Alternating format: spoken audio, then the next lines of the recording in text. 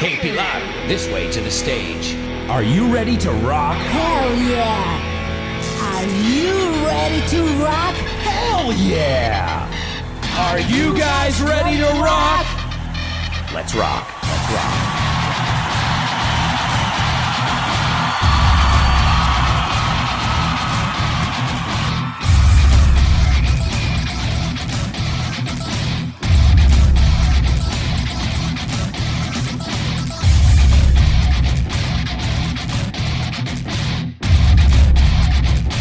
On the rocks with Pilar Rubio.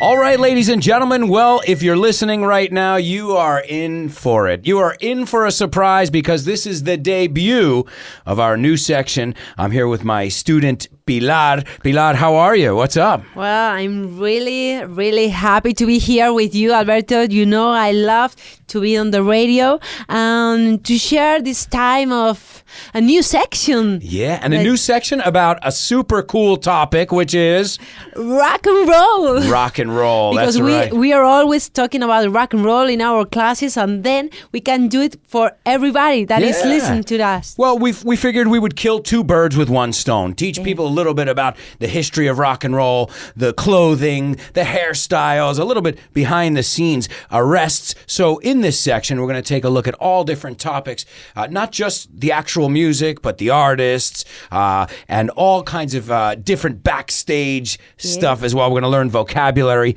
expressions, and just have a good time as well. Yeah, it's going to be like a trip in the history of music and history of our world. Yeah, absolutely. And what would our world be without music? I always think about that. I listen to music every day of my life. I couldn't even wake up if I don't have any music. Exactly. So what we've done is we've gotten together to celebrate music and, well, to teach you English while we're at it as well. So, all right, well, today, now the section is called On the Rocks, as you guys know, which has a double meaning.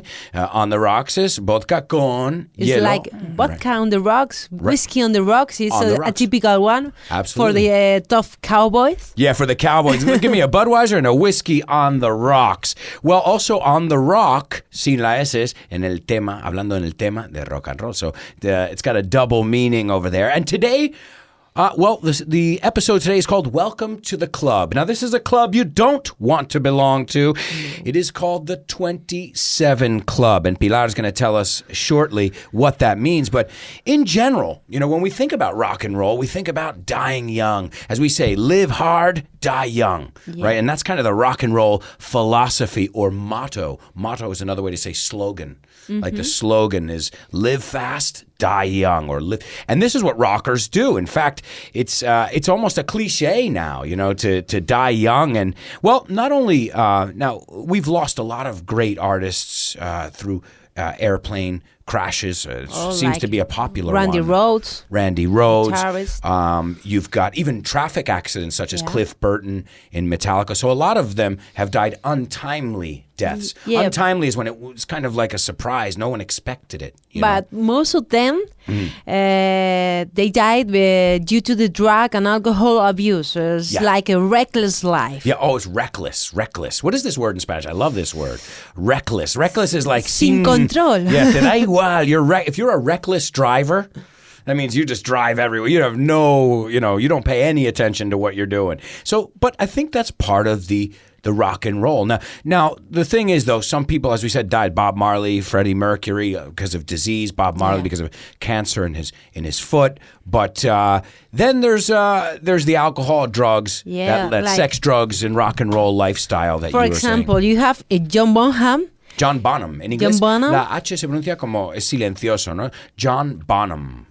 Yeah. John Bonham, he drank around 40 shots of vodka in a night. Now, I know my record was probably 10 shots. And can you imagine? 40 shots of vodka is a lot. Now, John Bonham, as we said, he was the drummer of Led Zeppelin, right? And so he had 40 shots of vodka. Yeah, and after the shots of vodka, he vomited. And he choked. He choked on his own vomit, you're telling me. Now, he's not the only one. No. We're going to talk about some other people, but what a tragic way to go, you know? You're having a party at your house celebrating your new album, and you choke on your own vomit. And you happen to be one of the best drummers to ever grace the stage. And your life is cut short. He is not the only one. Right. There's another one. Okay. One of my favorites. Bon Scott. Bon Scott, the original and founding lead singer of AC/DC. Yeah. Right. He was pissing the night away with some friends. Right. That means, now pissing the night away, folks, just in case you notice, estaba bebiendo por ahí a tope. He was pissing the night away. De marcha. Yeah, de marcha, eso es, right? With some friends. And what happened then? He returned home with a friend called Alistair Kinner. He offered him to drive him home. Right. But what happened? He couldn't get out of the car because he was so drunk. He was so passed out. Right, passed out. Buenísimo, desmayado. Yeah. So he was passed out. He had fainted, and he was.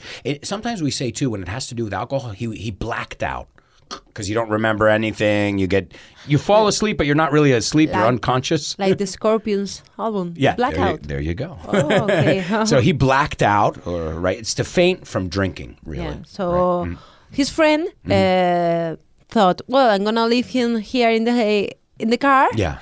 With a blanket. So I'm gonna cover him with a blanket. Sure. Because it was a cold night. Right. And in the morning, he found him dead. He found him dead in the car, wrapped up in a blanket. Yeah. Due to the inhale of his own vomit. So wait, he inhaled his own vomit. Yeah. So this is another case where the actual alcohol didn't kill them or the drugs didn't kill them, but it was the effects of that and falling asleep. So, wow. You think these guys, they really go to the edge, hasta el borde. Yeah. And to think, I didn't die, I died from choking on my own vomit. It's not very glamorous, is it? No. It takes away that whole allure of the rock and roll thing. It's like, well, how did he die? Well, he died on stage, No. Although some artists have died on stage too, which we can talk about in another episode. Yeah, it's true. As well. But one thing that's for certain about all these people that we're talking about, they all left behind their swan song. Now, swan song is a canción de cisne. And a swan song supposedly comes from the fact that when a swan dies, they sing a song.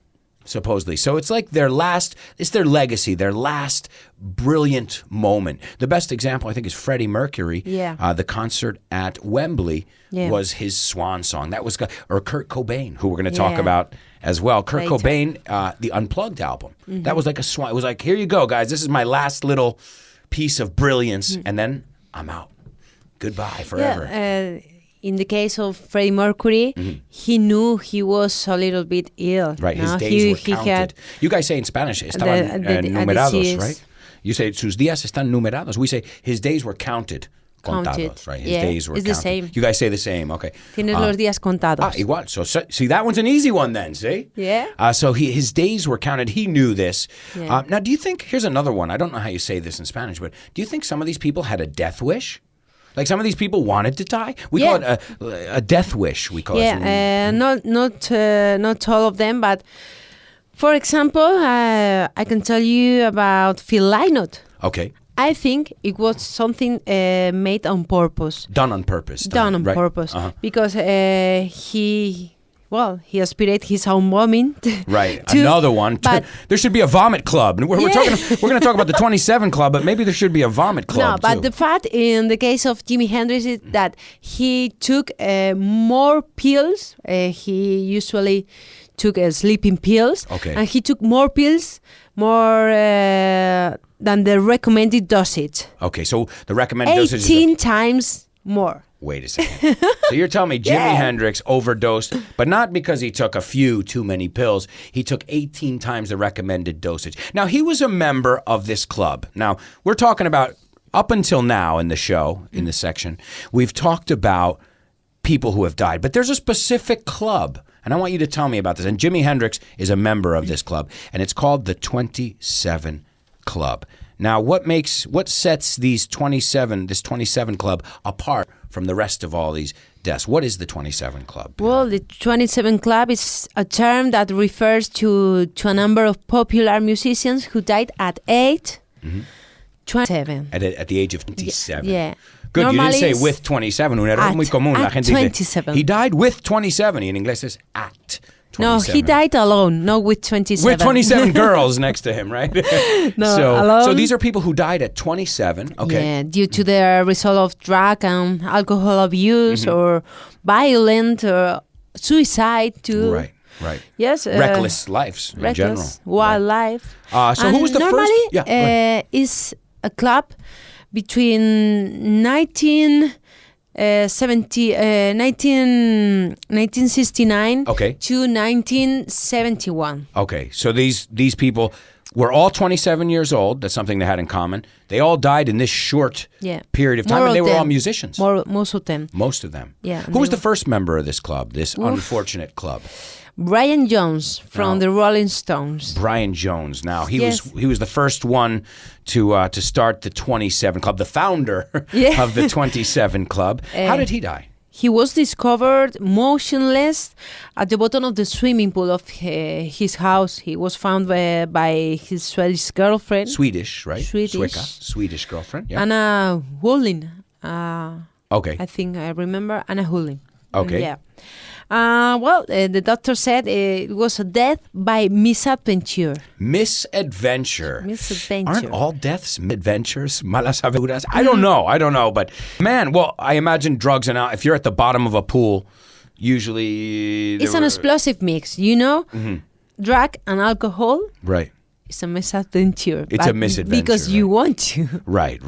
Well, what they did say about Brian Jones is when they found his body, his liver and his heart were so enlarged. They were blown up. They were just double the size of a normal heart and liver. So I think his vital organs just said, okay, that's enough.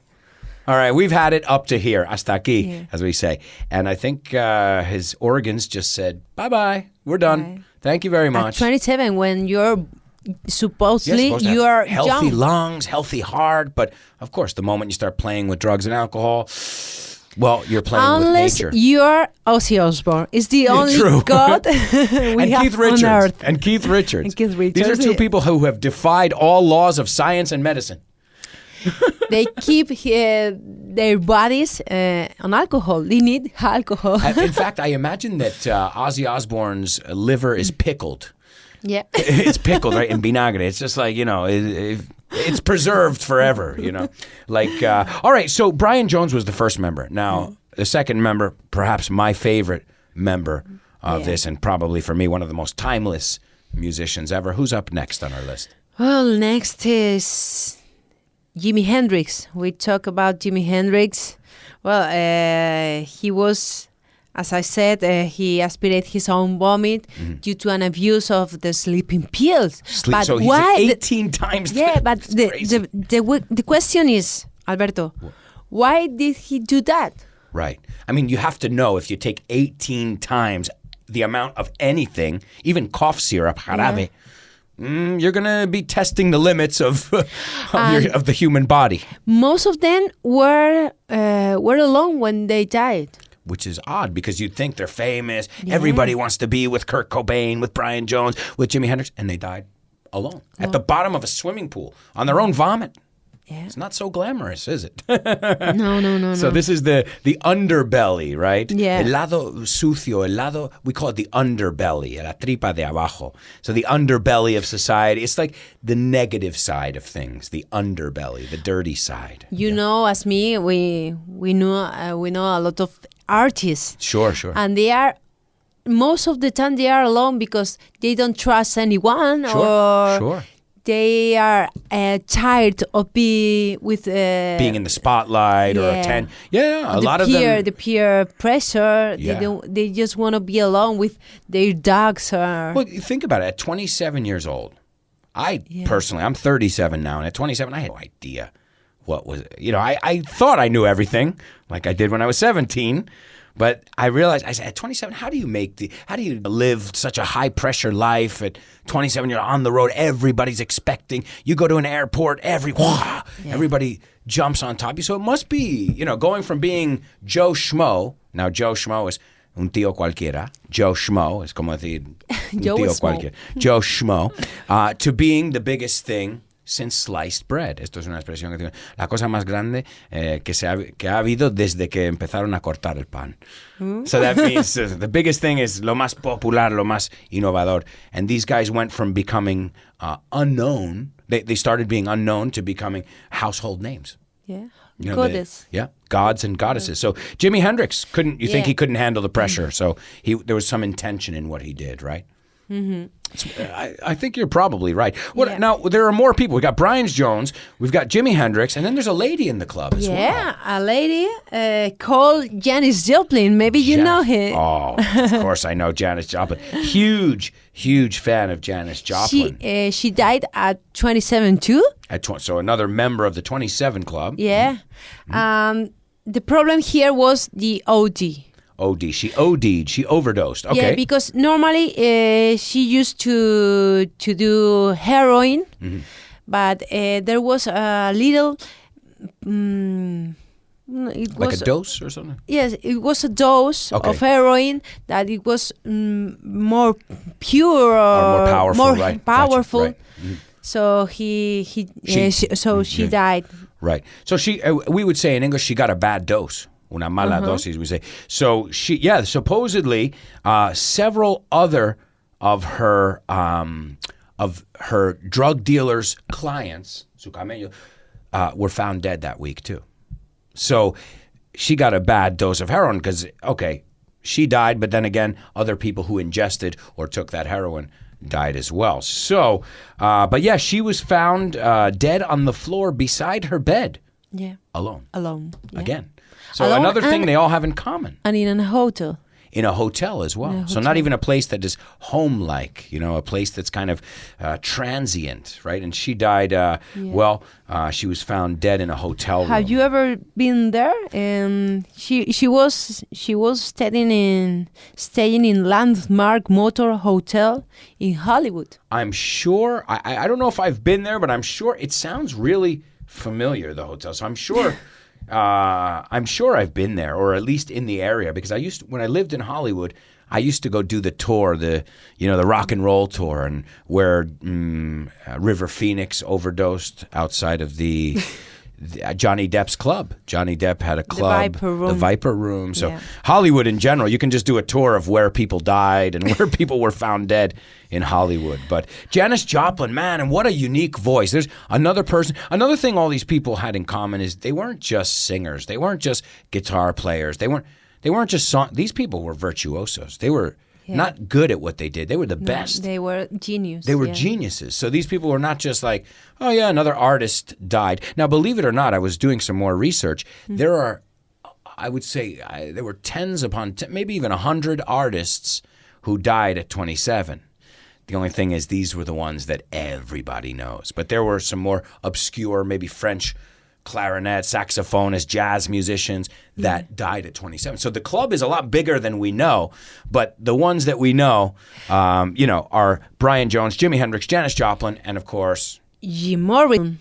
The Lizard King. There's another coincidence, the J in their names. Yeah. Why? Jones, Jimmy, Joplin, Jim Morrison. God, I never thought of that. It's true. Yeah, it's a stupid thing, I know. But hey, it's another coincidence. They were all rock stars. Were they all from the United States? No. Brian Jones, Rolling Star. Oh, yeah. There's one that wasn't. So Jim Morrison. Now, Jim Morrison, people said that he was testing death. Because people said that Jim Morrison was fascinated, if you listen to his lyrics, with death, because he felt like it was the only thing you couldn't come back from. You could take an acid trip, you can take whatever, and you could always come back. And for him, death was a mystery because he was like, I could never go and then come back and tell it. So he wanted to see how far he could go, and he pushed it far enough. He tried with everything. Sure. Every kind of drugs. Right. Every drug under the sun. Right. Acid. Acid, right. And this this period of time, the 60s and the 70s, were crazy. Sure. In drugs, because nobody knows. Nobody knew the effect, the side effects, right? In a long term. In the long term side effects, absolutely, sure. They were new. They were experimenting with all these drugs. So how could they know the long term effects if they had just been released on the market recently? You only have to go to San Francisco nowadays. Right. I've been there 2 years ago. I was there 2 years ago, right? I was there, and you can see all the. Well, there's a lot of old people. Right. Old people now on their 70s. In their 70s, right? In their 70s, they are like crazy. We say burnt out, quemados. I think you say the same thing in Spanish. Burnt out. They're like, and they are wandering through the streets. Like and zombies, yeah. And I said, well, they are from the acid generation. Well, no, these people, you can see it. They're definitely in the Haight-Ashbury. There are remnants or leftovers, restos, from that, hippie revolution that happened over there. And, free love, sex, drugs, and rock and roll. And Jim Morrison, well, supposedly he died of a heart attack. Now, some people say he's still alive. Same with Elvis, right? They're all hanging out together. But he supposedly died in Paris of a heroin overdose. His heart stopped. Okay, so, but there was now that's the 27 Club. And then it kind of died, literally, not the people already died, but the idea behind the club died because, well, they said, okay, nobody else was dying at 27, so they thought it was just some weird coincidence until 1994. Oof. What happened in 1994? Kurt Cobain died at 27. Uh-oh. So this reopened the case. Yeah. People said, wait, the 27 Club is back because guess what? Another, not just artist, virtuoso, original, unique artist, musician, singer, songwriter, just, larger than life personality, died. He committed suicide. Absolutely, with a shotgun blow to the head. Oof. So Jimi Hendrix tried it, with sleeping pills. He goes, I'm going to die in my sleep. And Kurt Cobain said, let's just go out with a bang. Y la expresión, salir por la puerta grande, is to go out with a bang. So if you think about it, Kurt Cobain literally went out with a bang. And then there were another one. There was another one. There were more, but another woman. Another woman. Oh, wait. Amy Winehouse. Yeah. Of course. She was 27 too. Yeah, it was in 2011, I think. 2011, correct. Yeah, 17 years after Kurt Cobain's death. So, again, another death that reopened the 27 Club case. So, now, is this a coincidence? What do you think? Is it a coincidence that so many talented artists in the music industry died at 27? What I really think is, I'm sure it's very difficult to keep the success as high as they were. Right. So they had a big pressure to get better, to improve their last work, their last album. Mm-hmm. And they don't want to disappoint their fans. So they do drugs for that reason. Right, to keep up. Yeah. Just to keep that rhythm up, and also peer pressure. Everybody else is doing it, so it's like, if I don't do it, well, then I'm not in the club. Yeah. But what club do you want to be a part of? The 27 Club or the Rock and Roll Club here? The oldest one. Right, the Rock and Roll Club. So, yes, now my favorite of those, the biggest loss. Let's take a look at your opinion. Which one? Mine, definitely Jimi Hendrix, the biggest loss. Although I was between... It's a hard decision. It wasn't an easy one, but I decided Jimmy was the biggest loss. Jimi Hendrix was the best. Out of those two, you think so? Yeah. And Jim Morrison, but I think Jimmy was someone that invent everything on the guitar. Right. Oh yeah, he made his own. He made the guitar talk. Yeah. He made the guitar do things that nobody else made. In fact, people would say, "What?" And we will talk more about Jimi Hendrix and other artists, but this was the 27 club. And, well, we hope that you guys don't join the club. When we say join the club, join the good clubs. Join the English club. But don't join the 27 club. No, join the On the Rocks club. On the On the Rocks club. Well, guys, this was our first episode. As I said, we're looking at the 27 club. Now, in our next episode, we're going to look at music and movies. So, tons of fun. Thanks a lot for being here, Pilar. Always a pleasure. Yeah, thank you. Thank you to all the audience that is listening to us. And if they have any suggestions, any theme that they want us to talk about, we're here. Awesome. We're open. All right, guys. Well, check us out and have a lovely weekend. And I'll tell you what, we'll be back on Monday. I promise. Bye-bye. Rock on.